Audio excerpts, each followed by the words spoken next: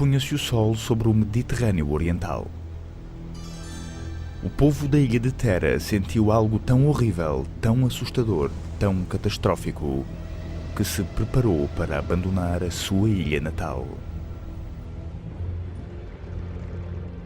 Encheram potes de armazenamento com vinho, azeitonas e trigo, como se um dia voltassem para os reclamar. Fecharam cuidadosamente cada uma das tampas.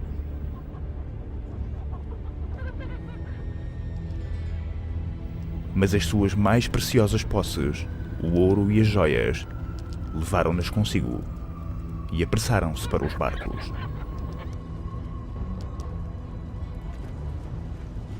O que as pessoas sentiam era a própria terra que tremia sob os seus pés. Haviam já sobrevivido a outros tremores de terra, mas este não era um tremor vulgar. Corria o ano de 1628 a.C. O povo de Terra não mais voltaria à sua casa. Limitou-se a fugir pela noite, pelo mar fora, inspirando uma lenda misteriosa que nos fascina até hoje.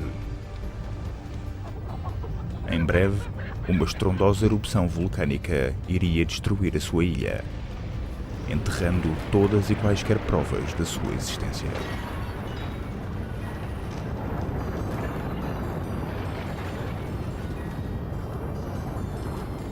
No entanto, permanecem as memórias, como pegadas no pó, esperando a sua descoberta.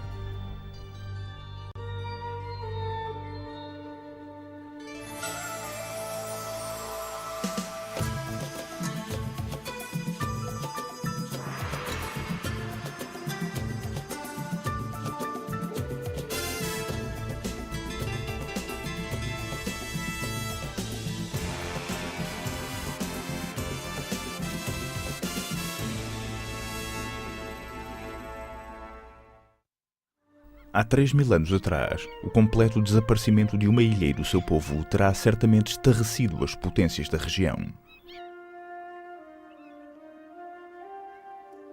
Os egípcios conheciam Terra. Os seus barcos teriam viajado para norte e descoberto que onde estava uma ilha montanhosa já não estava nada. Estavam tiras de costelas partidas de terra. Para os egípcios, encontrar esta caractera a fumegar e a ter explosões era um buraco na terra de 13 quilómetros. Não conseguiam imaginar que a maior parte tenha explodido para o céu. E é claro que com os maravilhosos pôres do sol que viam naquela altura. Para eles, a ilha que viram ali tinha simplesmente afundado e desaparecido. Nos séculos seguintes, surgiria uma lenda sobre uma sociedade utópica de uma ilha que tinha desaparecido no mar. Essa ilha chama-se Atlântida. O filósofo grego Platão contou uma história que dizia ter vindo do Egito. Tinha-lhe sido contada por um parente de um político ateniense chamado Solon. Solon conheceu um sacerdote egípcio que alegava ter livros sagrados portadores de uma história fantástica sobre uma grande ilha que desaparecera numa única noite. Eram factos, alegou Solon, não era ficção. Nessa ilha desenvolvera-se uma civilização muito avançada. Existia uma ilha chamada Atlântida na qual floresceu um grandioso e formidável poder. O povo continha uma certa clareza de espírito, tratando-se mutuamente com sabedoria e complacência. Dizia-se que tinham construído uma cidade magnífica, vivendo próspera e produtivamente. Mas, de acordo com a lenda, tornaram-se corruptos. Foi então que a tragédia os atingiu. Ocorreram terremotos violentos, dilúvios, e numa única noite de infortúnio a ilha de Atlântida desapareceu nas profundezas do oceano. Terá este maravilhoso mundo realmente existido? Poderia tal civilização desaparecer absolutamente? A lenda da Atlântida estimula a nossa imaginação desde então. À medida que a mística crescia, afirmava-se que este povo ancestral possuía computadores, naves espaciais e até mesmo armas nucleares. A Atlântida foi encontrada em todo o lado, desde a floresta tropical da Guatemala às montanhas do Tibete e, é claro, ao chão do Oceano Atlântico. estudos mais sérios apontaram para uma ilha grega conhecida no mundo antigo como Thera. Um pequeno ponto no mar Egeu, entre o Egito, a Grécia e a Ásia, Thera é agora um mero arco de rocha vulcânica que se salienta no mar. Mas será a Thera a ilha perdida da Atlântida? Para descobrir uma resposta é necessário fazer uma viagem no tempo, até ao ponto em que acaba a lenda e começa a história. O tempo dos grandes heróis e da mitologia épica. O grande poeta Homero é a fonte de muitos dos nossos mitos, mas descreverá ele também pessoas reais, locais reais ou acontecimentos reais, e se sim, o que nos poderá revelar sobre a Atlântida. A nossa busca conduzir-nos-á por muitas das grandes lendas da cultura ocidental.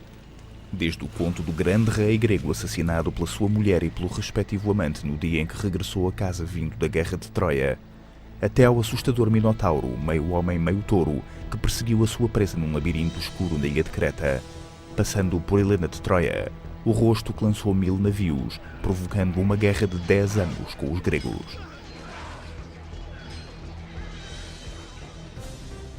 A nossa investigação leva-nos de Thera, agora chamada Santorini, para Troia, na Turquia, depois para Micenas, na Grécia Ocidental, e por fim para a ilha de Creta. Mas comecemos pelo conto dramático de Homero sobre a Guerra de Troia. Homero fala-nos de exércitos gregos que avançaram sobre Troia para resgatarem a bela Helena do seu amante troiano, Paris. Homens batalharam até à morte, enquanto os deuses discutiam sobre quem eram os seus favoritos. Durante 10 anos, os gregos foram incapazes de penetrar os portões de Troia.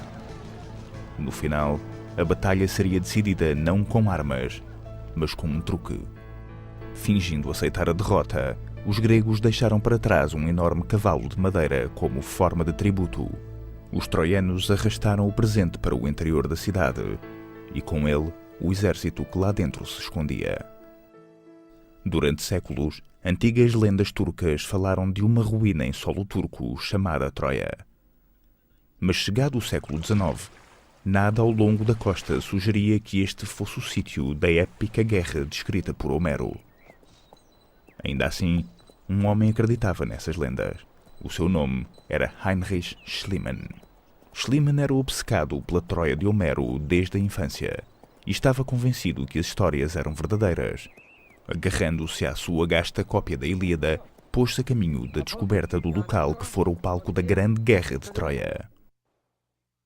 Heinrich Schliemann tinha decidido que iria começar as escavações em Troia no final da década de 1860 e obteve permissão das autoridades egípcias para começar o trabalho.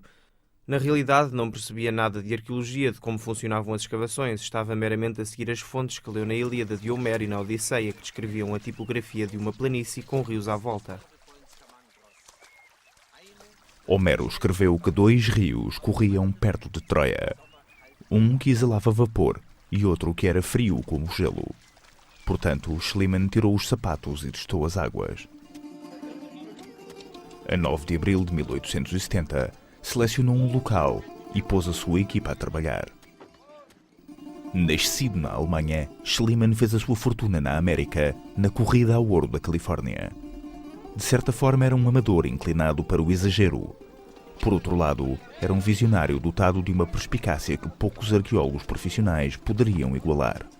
Criou-se grande expectativa quando a equipa encontrou uma moeda com a marca Ilium, a palavra romana para Troia.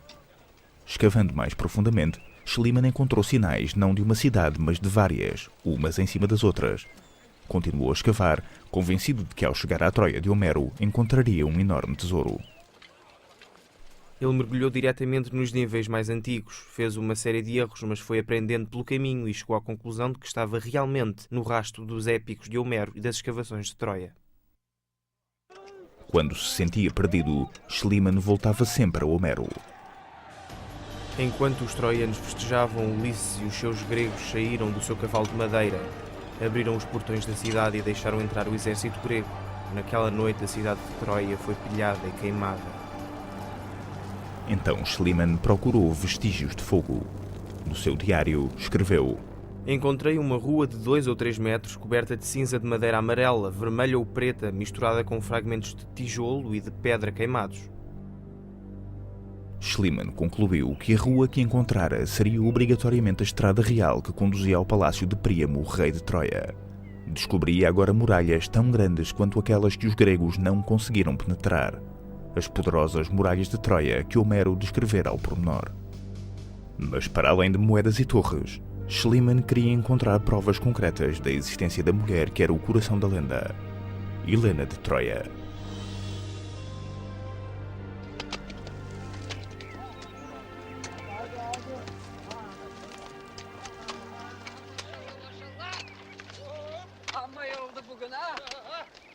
Na sua busca, Schliemann viria a encontrar a sua própria Helena, uma jovem grega com quem se casou, que adorava Homero e que se dedicou também à expedição do seu novo marido. Apenas um tesouro real os poderia satisfazer. Ao fim de anos de escavações, Schliemann estava perto de perder a esperança, até que um dia os seus olhos se cruzaram com um brilho metálico numa parede. Mandou os trabalhadores para casa e esgravatou as rochas com as suas próprias mãos. Foi necessário um grande esforço e correr um grande risco, pois a fortificação da parede, por baixo de onde estava a escavar, ameaçava cair em cima de mim a qualquer momento. Mas o vislumbre de tantos objetos de um valor arqueológico incalculável fez-me ser imprudente. Parece-me certo que outrora deixaram uma arca de madeira do género da mencionada por Homero no Palácio de Príamo. Schliemann ousou anunciar que tinha descoberto o tesouro de Príamo. Tirou da parede vasos de prata, armas de cobre, 60 brincos e perto de 9.000 anéis em ouro, tiaras e colares soberbos.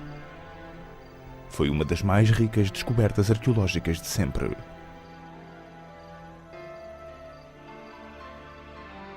Nessa noite, espalhou o tesouro na sua tenda.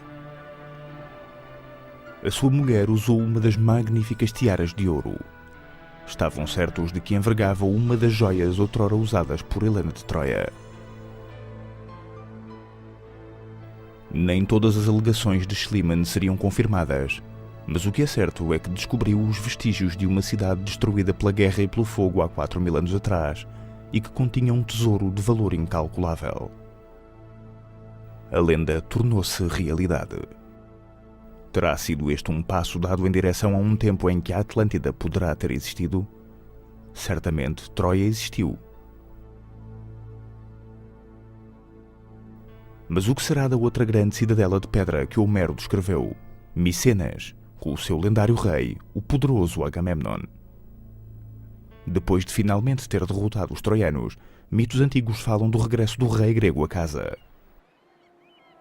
O monarca esperava um acolhimento de herói, mas Clitemnestra, a sua mulher, tinha outros planos.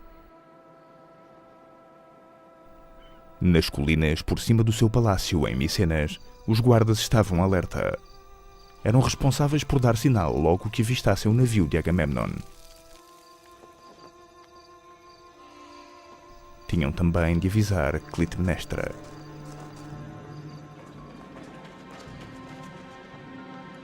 Nos 10 anos em que Agamemnon estiver ausente, Clitemnestra substituirá-o por um amante. Juntos, planearam especiais boas-vindas para o herói.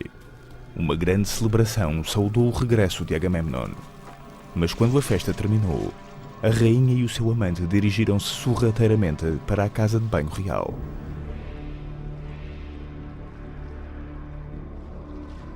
Clitemnestra há muito que odiava profundamente o seu marido.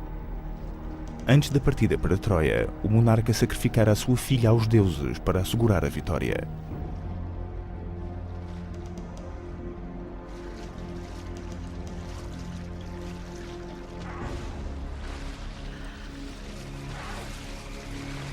Não com um golpe impulsivo e desapropriado, mas com um ódio antigo. E com a maturidade do tempo aqui recaio. Aqui tomo a minha posição, enraizada perante a tarefa concluída. Aqui repousa Agamemnon, o meu marido, morto.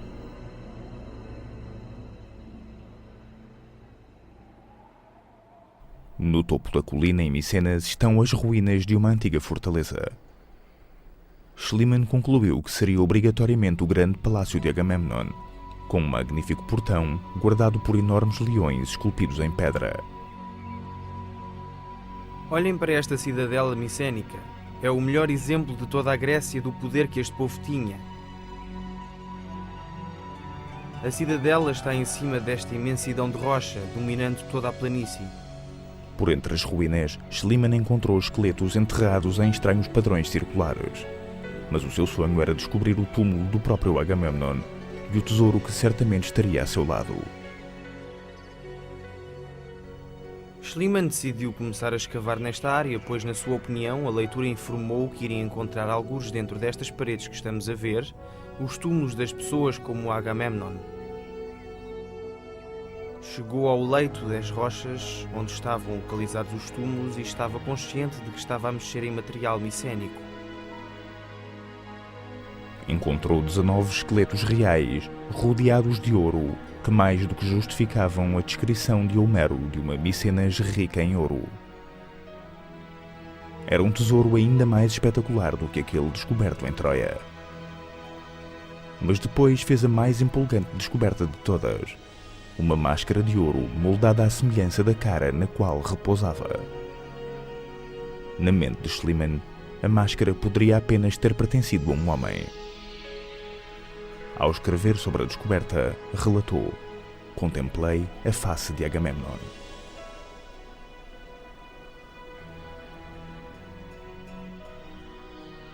Ao fim de 3.000 anos, uma identificação precisa é impossível. Mas através dos seus crânios, o aspecto destas pessoas pode agora ser determinado. Isto é o crânio de uma mulher micénica de meia-idade que está gradualmente a ser reconstruído num laboratório em Manchester, na Inglaterra. O crânio de Agamemnon encontrado por Schliemann não pode ser restaurado devido à pequena quantidade de fragmentos encontrados, mas muitos dos crânios de outros micénicos descobertos nos círculos sepulcrais estavam em muito melhor estado de conservação. Ficamos com 7, 6 homens e uma mulher, de diferentes partes dos círculos tumulares. Alguns da mesma parte, outros de partes diferentes. E é muito empolgante porque o Richard não sabe como vão parecer antes de pôr a cara lá. O crânio é a armação da face. O crânio dita o que vai para a face. Ele não o consegue controlar. Este vai ter um alto no nariz porque esta parte está dobrada para baixo. Disseram-me que esta poderia ter sido a Clitemnestra. E certamente daquilo que me lembro da história, Clitemnestra não era das pessoas mais simpáticas do mundo, mas que tinha obviamente um charme feminino considerável.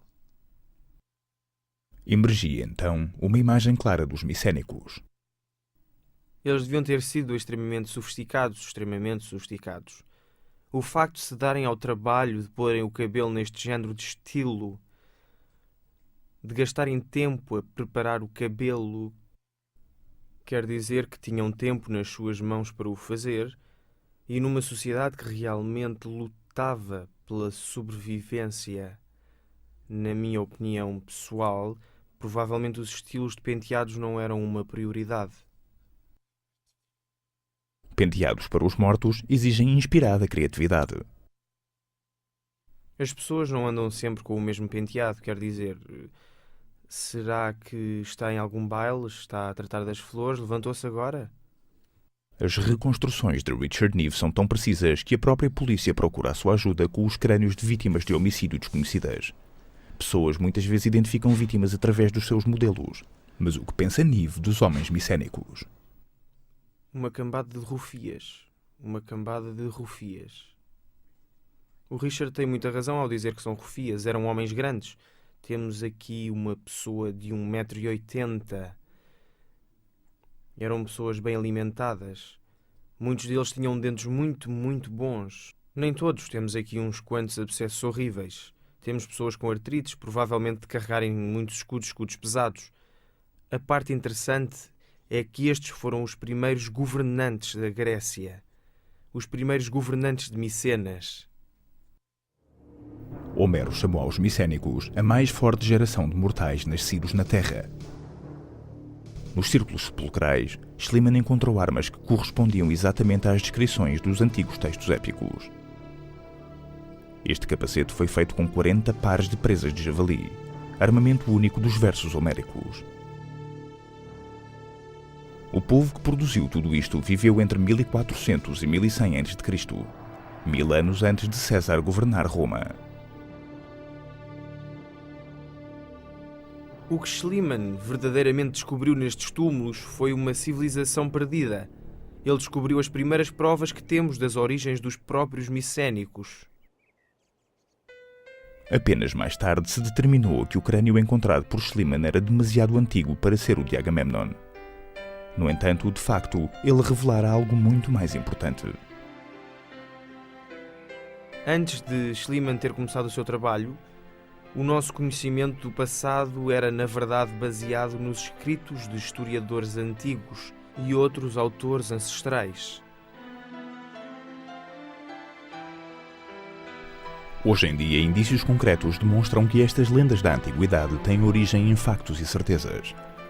Tendo a Troia de Helena e a Micenas de Agamemnon existido realmente, poderão outras supostas lendas ser verdadeiras também?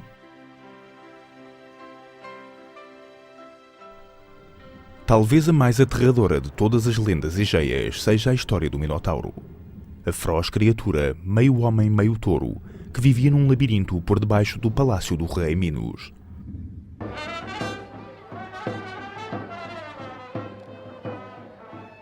Um eco dessa lenda pode ainda agora ser ouvido nas vilas da Grécia de hoje. Esta é uma vila agrícola na ilha de Lesbos.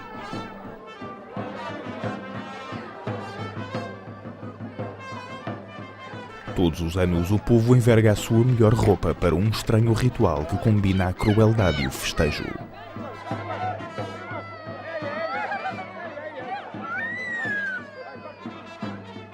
A vila doou o seu touro mais caro para a honra do sacrifício. Apostolis Komnenakis é o presidente da Câmara Municipal. O touro tem sido desde os tempos antigos um símbolo de poder, de vida, um símbolo másculo e representa um papel vital nos rituais cerimoniais. O sacrifício dos touros é a continuação de antigas tradições religiosas.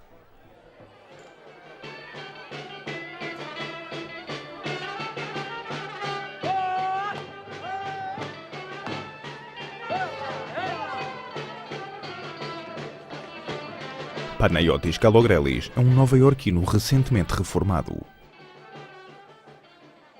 O ato de matar um touro não é diferente de irmos ao talho matar outro animal qualquer e é o desejo de Deus. Tudo o que fazemos é desejo de Deus e é tradição que o recebamos dos nossos pais. De acordo com a tradição grega, Panayotis desfila ao lado do touro. Para a ocasião, comprou um fato de vaqueiro do Texas que lhe custou $300. Só me falta pôr o chapéu de vaqueiro e estou pronto para ir.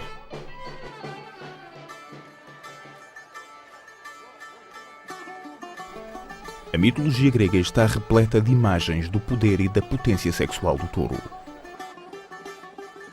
Diz-se que o mito do Minotauro tem as suas origens na paixão luxuriosa da mulher do rei Minos por um touro.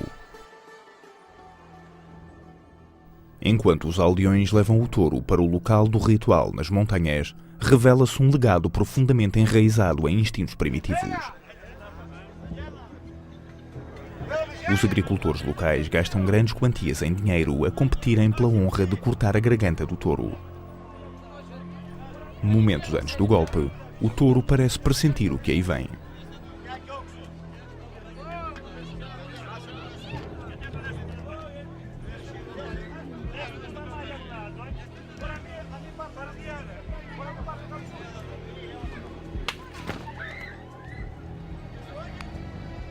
Neste ritual em que um touro é assassinado pelo povo, sente-se um eco da história do Minotauro. Segundo a lenda, o rei Minos de Creta exigia tributos aos seus súbditos. Rapazes e raparigas eram enviados para o labirinto subterrâneo do monstro para não mais voltarem. O reino de terror terminou com um jovem herói ateniense chamado Teseu. Desenrolando um novelo de linha que o guiaria de volta à saída, Teseu entrou nas passagens escuras do labirinto do Palácio do Rei.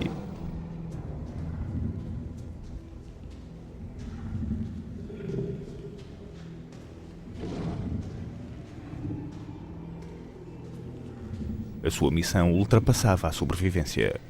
Segundo o mito, ao matar o Minotauro, para além de salvar a vida, Teseu libertou o povo do domínio do rei Minos.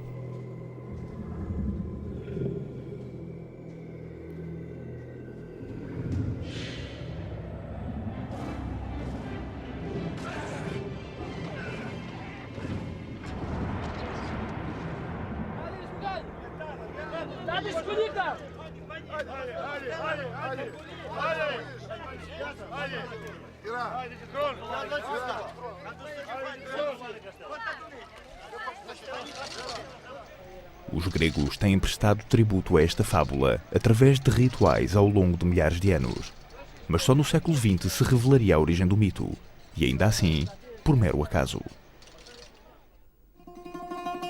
As pegadas de Heinrich Schliemann foram seguidas em Atenas no ano de 1883 e conduziriam à primeira empolgante miragem de uma possível Atlântida. Arthur Evans, um historiador inglês rico e de elevada formação académica, visitava uma loja de antiguidades. Intrigado com as descobertas de Schliemann, questionou-se sobre a possibilidade de alguns carimbos em pedra encontrados pelo alemão poderem apontar para uma civilização anterior à grega. Os carimbos de pedra eram iguais aos anéis de sinete que serviam para cravar imagens em cera ou em barro. Evans perguntou onde se poderiam encontrar mais dessas pedras, e a resposta era sempre a mesma: em Creta, na lendária terra do rei Minos. A maior ilha do mar Egeu, montanhosa, misteriosa e abundante em mitos e lendas. Creta viria a ser o local da maior descoberta do historiador.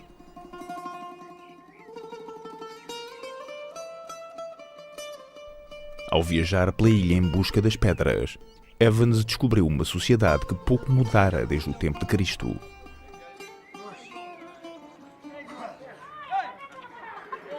As mulheres locais chamavam aos carimbos de pedra pedras de leite e recusaram-se a vendê-las a Evans, receando que o leite secasse para sempre nos seios das mães de Creta. Para as encontrar, foi-lhe dito que deveria dirigir-se a um local chamado Knossos, onde se dizia existir um palácio por debaixo do chão. Evans iniciou escavações em Knossos e rapidamente encontrou algo muito mais fascinante do que carimbos de pedra. Descobriu um vasto palácio com centenas de corredores e um trono esculpido em pedra. Certamente, o trono do lendário rei Minos. O palácio terá sido construído por volta do ano 1900 a.C., contemporâneo, portanto, dos grandes faraós egípcios e da construção do Stonehenge. Evans tomou a arrojada decisão de reconstruir setores do palácio a fim de recriar o cotidiano das vidas que ali tinham existido cerca de 4.000 anos antes. Chamou a gente que ali vivera o povo minoico, seguindo o nome do rei, Minos. Espantosamente, o historiador descobriu frescos demonstrativos do aspecto e da vida do povo minoico. Todas as noites, num estúdio dominado pelo touro de Minos, cuidadosamente descrevia o que descobrira nesse dia. Grupos de senhoras estão sentadas a conversar, vestidas no topo da moda, com penteados elaborados e aparentemente envolvidas numa conversa divertida, ignorando o que se passa à sua volta. As suas mangas são arqueadas e os mamilos dos peitos estão indicados por baixo da camisa. Estas confidências femininas de conversa de cordel e de escândalos sociais levam-nos bem para longe do produto da arte clássica em qualquer era, muito mais perto dos tempos modernos.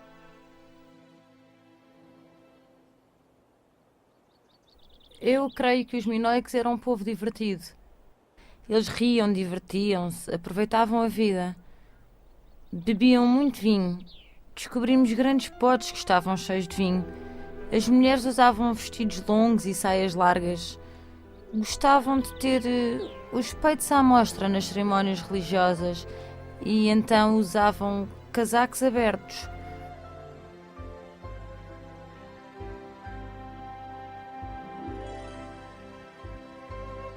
Tinham cabelos longos e penteados elaborados.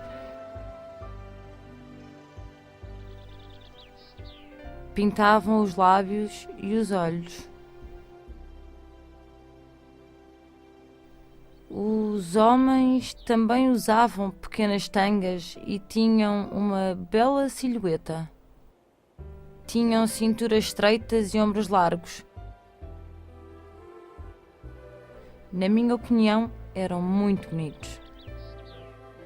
Em dias de festival, grandes multidões subiam estes degraus para assistirem a uma das mais invulgares demonstrações atléticas alguma vez vistas. Eles traziam um touro, que era guardado especialmente para esta ocasião. Havia rapazes e raparigas acrobatas que saltavam mesmo por cima do touro. E havia rapazes e raparigas para os apanharem. Seria este perigoso jogo uma invocação da lenda que falava de rapazes e raparigas sacrificados às mãos do Minotauro? Teria o monstro sido escondido nos mais ocultos lugares deste palácio, mergulhado nas suas passagens labirínticas? Uma coisa é certa, Knossos, com os seus 1400 quartos, foi outrora a capital de uma grande potência. Todos os magníficos palácios descobertos em Creta partilham uma característica notável. Nenhum era fortificado.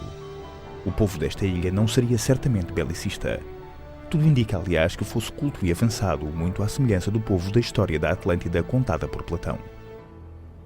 O legado dos minoicos foi o amor pela arte, o amor pela cor e talvez também o amor pela vida.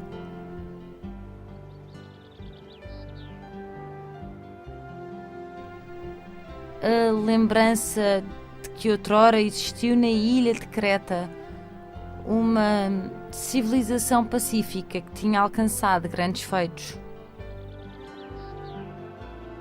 Seria este o mundo utópico da Atlântida perdida? Existem indícios verdadeiramente convincentes. O touro é um tema recorrente na civilização minoica. Exemplos disso abundam em todo o seu universo artístico. Em muitos dos tesouros de Creta, mais uma vez ecoam as descrições da Atlântida de Platão. Encontramos os copos dourados que Platão descreveu, com a cerimónia do touro gravada nos lados, que Platão descreveu em associação aos mesmos copos, tal como os touros a serem atados com laços e cordas, que é algo totalmente único, distintamente minoico. Charles Pellegrino estudou as provas arqueológicas que ligam os minoicos aos egeus e ao povo descrito por Platão na lenda da Atlântida. No início deste século, quando a civilização minoica estava a ser retirada da terra, alguns dos arqueólogos que chegaram ao local, ao olharem para as pinturas das cerimónias dos touros e de outras coisas, disseram: é Platão, é a história de Atlântida. Mas ao contrário da Atlântida, Creta não desapareceu no mar numa única noite. Não muito longe de Knossos, no mar Egeu, ergue-se a ilha de Santorini, hoje em dia uma estância turística muito popular. As suas casas empoleiram-se na orla da rocha vulcânica. Esta é a ilha outrora conhecida como Terra, de que se diz ter sido destruída numa devastadora erupção há 3.000 anos atrás. Quando se deu a explosão, o Império Minoico estaria no seu apogeu. Poderá esta civilização ter-se expandido para Terra?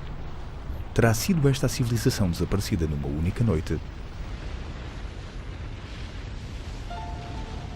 Algumas das mais recentes e fascinantes provas revelaram que não foi uma erupção vulcânica normal. O desastre de Terra terá provocado a maior explosão natural alguma vez documentada em todo o mundo. Tente imaginar um conjunto de 150 bombas de hidrogênio todas a explodirem no mesmo sítio, num abrir e fechar de olhos. Imediatamente a seguir à explosão existiria um buraco com cerca de 13 km de largura e com talvez 1,60 km de profundidade. E depois teríamos todo o mar Mediterrâneo a tentar encher o buraco muito rapidamente. Durante um certo período de tempo existiram cascatas cujo tamanho envergonhariam qualquer cascata do Niagara, e o maior navio do mundo a cair da borda parecia uma cana a saltar da borda das cascatas do Niagara. Foi uma explosão simplesmente tremenda. Os seres humanos nunca tinham ouvido nada parecido até lá, e desde então. A erupção causou um maremoto que terá invadido 48 km de terra ao longo de toda a costa do mar Egeu. A onda teria atingido alturas de 240 metros. Tente imaginar uma onda que chega até metade da altura do Empire State Building. A própria explosão terá sido sentida na distância de outros continentes. A ciência forense e alguns registros ancestrais permitem-nos apontar para o ano de 1628 a.C. como a data provável para a ocorrência da catástrofe que propagou uma densa nuvem de cinza pelo Médio Oriente e possivelmente à volta do mundo. Há 9 dias que ninguém consegue ver a face de ninguém. O sol está coberto e não brilha na presença dos homens. Se ao menos brilhasse por uma hora, não se sabe sequer quando é meio-dia. Uma sombra não é reconhecível. O sol no céu assemelha-se à lua. As palavras deste escriba egípcio lembram as descrições bíblicas da escuridão que cobriu a terra. Existem provas do ano exato em que a nuvem de cinza chegou à China. No 29º ano do rei Xie, o céu ofuscou-se. Formou-se gelo nas manhãs de verão e no 6º mês chuva forte caiu sobre os edifícios e sobre os templos. 5 colheitas de cereais murcharam e morreram.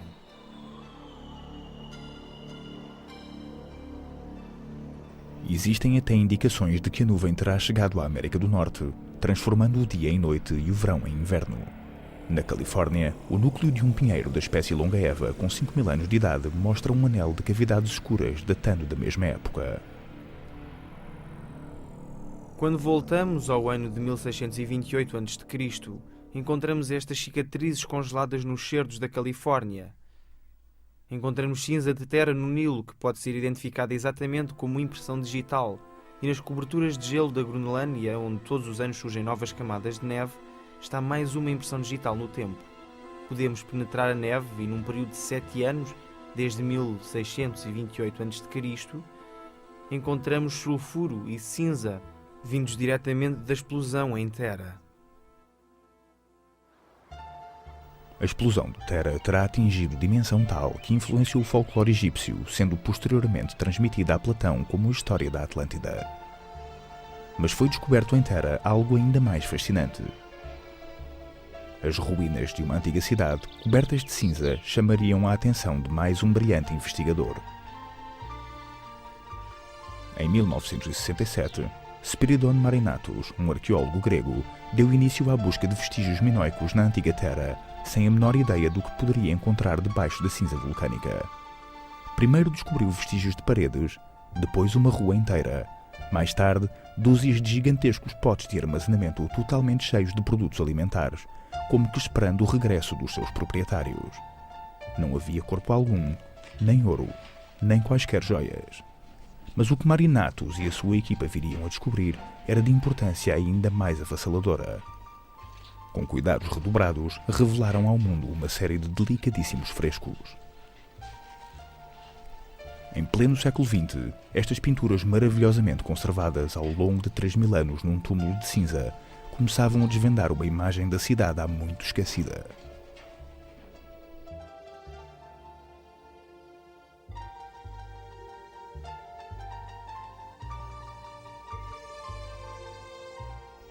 Muitos dos quartos estavam cobertos de frescos em todas as paredes. Aqui, Marinatos encontrou uma elegante paisagem, rochosa e com lírios graciosos, povoada de alegres andorinhas. Andorinhas que nunca regressariam à ilha de Terra.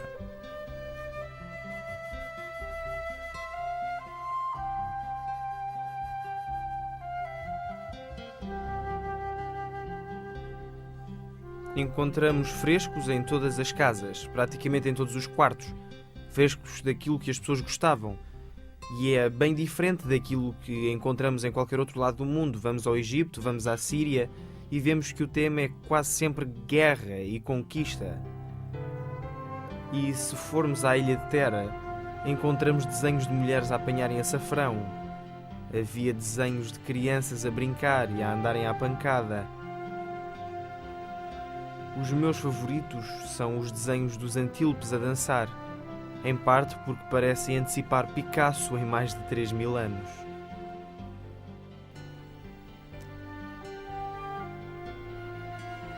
Estas representações de macacos revelam um povo que teve inclusive contacto com a África. Tal como em Creta, as mulheres usavam blusas transparentes, vestidos elegantes e penteados elaborados. Esta não era uma sociedade primitiva.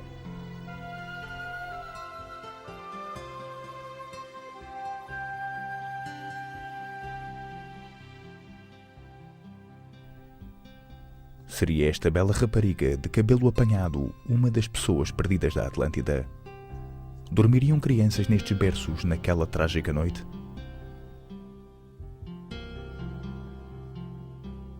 Tudo indica que Terra tenha sido uma ilha muito próspera. Os barcos abundavam nos seus portos. Como diz a lenda que nos transmitiu Platão, a área está densamente ocupada com habitações. As docas estavam repletas de barcos, trirremos, lojas navais, navios e comerciantes de todas as partes, que mantinham um som contínuo de multidão de dia e de noite. segundo Platão, tal como o povo de Terra, a Atlântida mantinha trocas comerciais com o Egito. E havia outras semelhanças. Platão escreveu: construíam edifícios à volta e faziam cisternas. Tinham fontes, uma com água quente, outra com água fria, fluindo graciosa e constantemente. Na ilha de Terra encontramos casas de vários andares que tinham canalizações. Existem pistas de que eles até poderiam ter água quente a correr por dentro das casas. Encontramos sanitas com autocolismo, milhares de anos antes de o autocolismo ter sido supostamente inventado. Descobrimos provas da existência de chuveiros, banheiras, muitas coisas que nós consideramos muito avançadas. E que no tempo de Platão era muito avançado, até para os seus padrões. Platão acreditava também que a Atlântida se teria situado no Oceano Atlântico, mas os gregos tinham a tendência de colocar os grandes acontecimentos míticos longe do seu próprio mundo, que na altura se resumia ao mar Mediterrâneo. Além disso, o Pellegrino tem uma explicação para o tamanho exagerado da Atlântida que Platão descreveu. Platão disse-nos que a civilização da Atlântida vivia numa área muito grande, que era do tamanho da Líbia e mais umas partes da Ásia. E Terra não era assim tão grande. Mas se virmos Terra apenas como um subúrbio da civilização minoica, que tinha o seu centro na ilha de Creta, cujos barcos iam tão longe quanto a Inglaterra, o Egito e o Mar da Galileia, vemos que era um grande poder económico do mundo, que praticamente dominava todo o mundo mediterrâneo. É como se a lenda da Atlântida fosse a história da civilização minoica. Quando o vulcão de Terra entrou em erupção, terá destruído a marinha minoica em Creta, precipitando um lento e implacável declínio. A explosão em Terra produziu uma série de terremotos catastróficos que destruíram os palácios de Creta no ano de 1450 a.C. O único palácio que sobreviveu foi o de Cnossos, e durante mais de 50 anos Cnossos continua a ser um palácio próspero. Mas agora os micénicos eram os senhores deste palácio.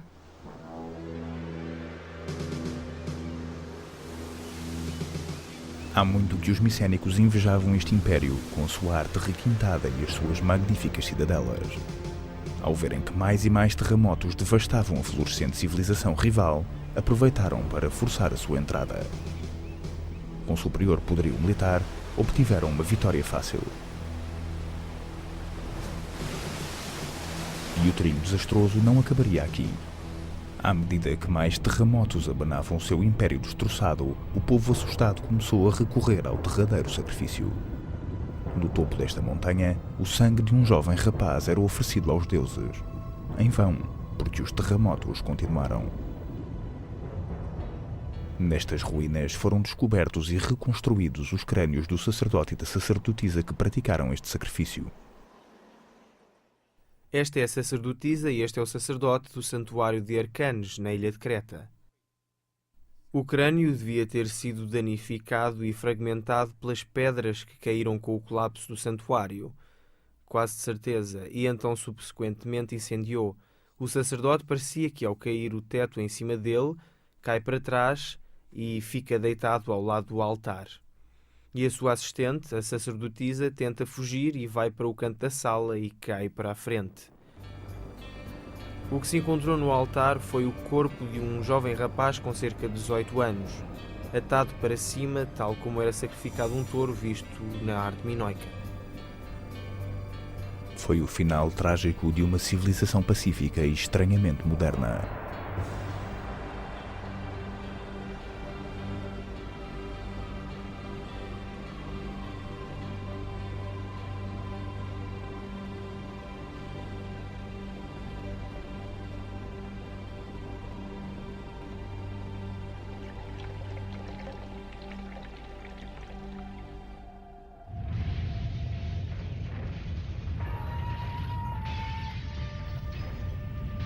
As posições destes corpos, os vasos partidos e o sangue partido, o esqueleto de um adolescente enviado para a chacina, transmitem-nos uma imagem horrível do que terão sido aqueles últimos e terríveis dias.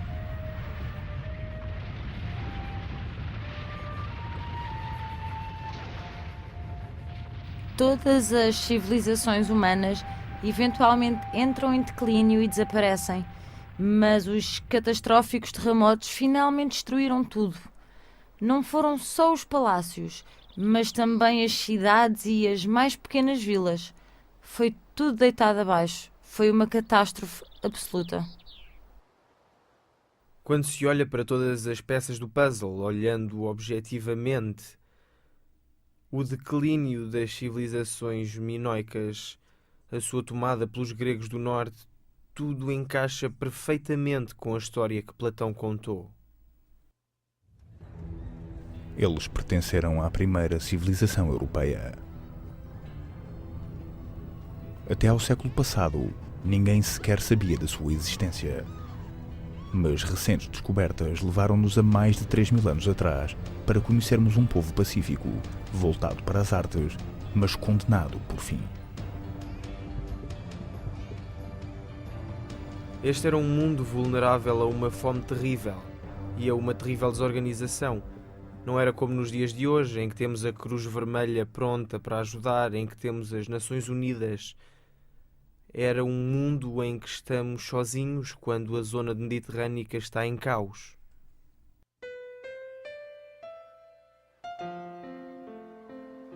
Lendas de uma utopia perdida há muito assombram os caminhos da história. Geração após geração, temos sonhado com a descoberta do continente perdido da Atlântida. Talvez agora, no mar Egeu, o tenhamos finalmente encontrado.